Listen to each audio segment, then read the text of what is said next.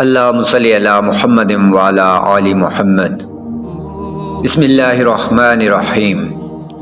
پیارے دوستو، آج میں آپ کے سامنے بنی اسرائیل کی بچھڑا پوجا کرنے کا واقعہ بیان کروں گا۔ جب حضرت موسیٰ علیہ السلام اللہ تعالیٰ کے کلام کرنے کے لیے کوہ طور پر گئے تو ان کے جانے کے 30 دن بعد سامری نے بنی اسرائیل سے وہ تمام زیورات جمع کر لیے جو قبطیوں نے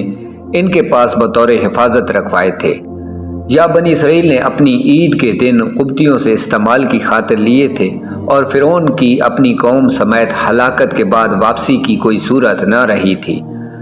تو یہ زیورات بنی اسرائیل کے پاس تھے، اور سامری کی حیثیت لوگوں میں ایسی تھی کہ اس کی بات کو اہمیت دی جاتی تھی اور عمل کیا جاتا تھا۔ سامری چونکہ سونا ڈھالنے کا کام کرتا تھا، اس لیے اس نے تمام سونا چاندی ڈھال کر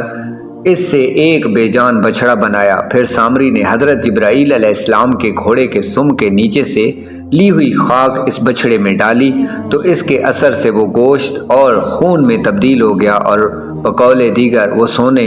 ہی کا بچھڑا تھا اور گائے کی طرح ڈکارنے لگا۔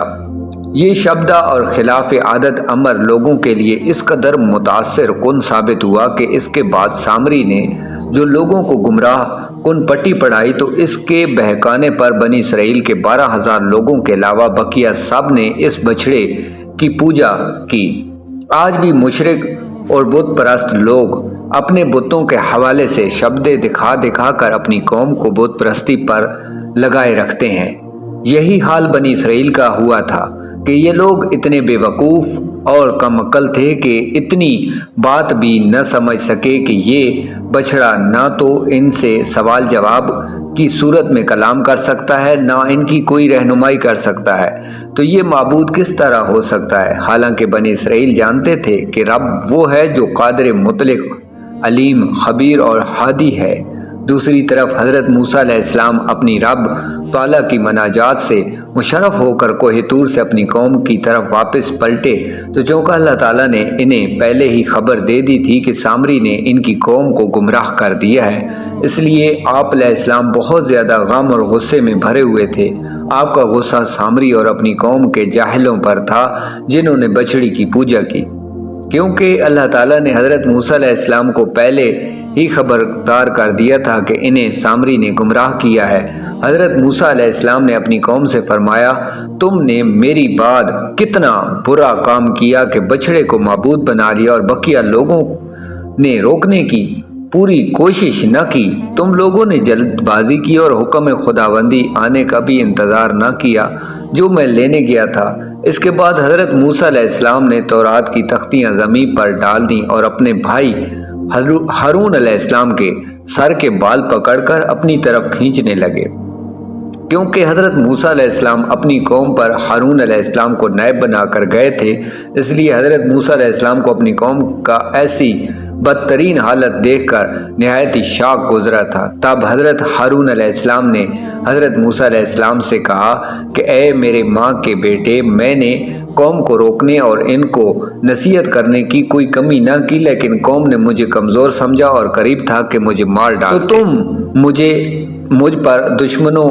کو ہنسنے کا موقع نہ دو اور میرے ساتھ ایسا سلوک نہ کرو جس سے وہ خوش ہوں، اور مجھے ظالموں کے ساتھ شمار نہ کرو۔ حضرت موسیٰ علیہ السلام نے اپنے بھائی کا عذر قبول کر کے برگاہ الہی میں عرض کی، اے میرے پروردگار، مجھے اور میرے بھائی کو بخش دے اور ہمیں اپنی خاص رحمت میں داخل فرما، اور تو رحم کرنے والوں میں سب سے بڑھ کر رحم فرمانے والا ہے۔ یہ دعا آپ علیہ السلام نے اس لیے مانگی کہ دوسرے لوگ یہ سن کر خوش نہ ہو کہ بھائیوں میں لڑائی ہو گئی ہے۔ اس کے ساتھ یہ وجہ بھی تھی کہ حضرت ہارون علیہ السلام کا غم اور افسوس ختم ہو جائے۔